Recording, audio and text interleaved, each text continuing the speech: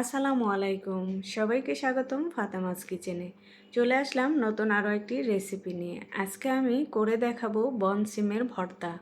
অনেকেই হয়তো এটা চিনেন বা অনেকে চিনেন না, আর এক এক দেশে এক এক নামে হয়তো চিনে থাকেন। আমরা এটাকে বলি বনসিম।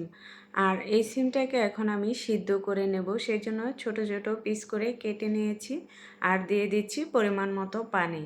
পানি দেওয়ার পর একেবারেই সিদ্ধ হওয়ার পর কিন্তু ফিরে আসলাম। এখন আমি একটা কাঁটা চামচ দিয়ে চেক করে নিলাম সিদ্ধটা হয়ে গেছে। এদিকে আমি অন্য একটা প্যানে দিয়ে দিলাম কিছু পরিমাণে তেল, আর এখানে আমি বড় সাইজের একটা পেঁয়াজ কুচি করে নিয়েছি, আর ঝাল অনুযায়ী কিন্তু আমি মরিচটা দিয়ে দিলাম। এখন এই পেঁয়াজটাকে আমি হালকা ভেজে নেব। আর এই বনসিমের ভর্তাটা এত যে টেস্ট খেতে, সেটা আমি আগে জানতাম না। বিয়ের পর আমার শাশুড়ির কাছ থেকে এই ভর্তাটা তৈরি করা শিখেছি। আর আমার শাশুড়ি খুবই মজা করে এই ভর্তাটা তৈরি করে, তার কাছ থেকে আমি শিখেছি। আর আমি বিয়ের আগে অনেক ধরনেরই খাবার খেতাম না, কিন্তু আমার শ্বশুরবাড়িতে যাওয়ার পর অনেক ধরনের খাবারে আমি শিখেছি। আর এখন কিন্তু আমি পেঁয়াজ মরিচ ভাজার পর এই বনসিমটাকেও একটু ভেজে নিয়েছি। এখন চলে আসলাম ভর্তা করতে। আর এখানে আমি পাটাতে বেটে ভর্তাটা করব। আর এই সিমটা যখন বাটা শুরু করব, তখন সিমের মাঝখান থেকে শক্ত একটা দানার মতো বের হবে, আর সেই দানাটা কিন্তু ফেলে দিয়ে এই সিমটাকে বেটে নিতে হবে।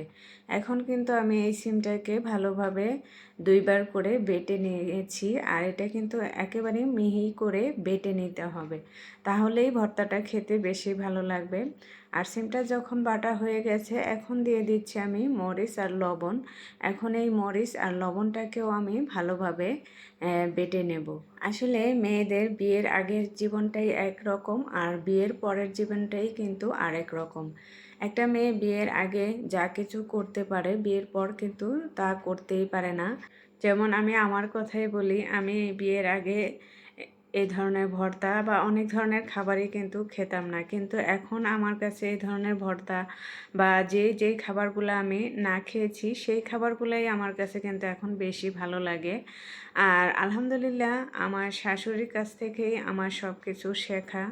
আমি বিয়ের আগে রান্না করতে পারতাম না, কিন্তু আমার শাশুড়ির কাছ থেকে আমি রান্নাবান্না সব কিছু শিখেছি। মাশাল্লাহ, এখন আমি খুব ভালো রান্নাও করতে পারি, সব কিছুই কম বেশি শিখে গেছি। আর এই যে কথা বলতে বলতে কিন্তু আমার ভর্তাটাও রেডি হয়ে গেছে। আর এই ভর্তাটা গরম গরম ভাতের সাথে খেতে সত্যিই খুব ভালো লাগে। আর আজকে আমার এই বনসিম ভর্তার রেসিপিটি কেমন লেগেছে অবশ্যই কমেন্টস করে জানাবেন। আজকে এই পর্যন্তই। সবাই ভালো থাকবেন, সুস্থ থাকবেন। আল্লাহ হাফেজ।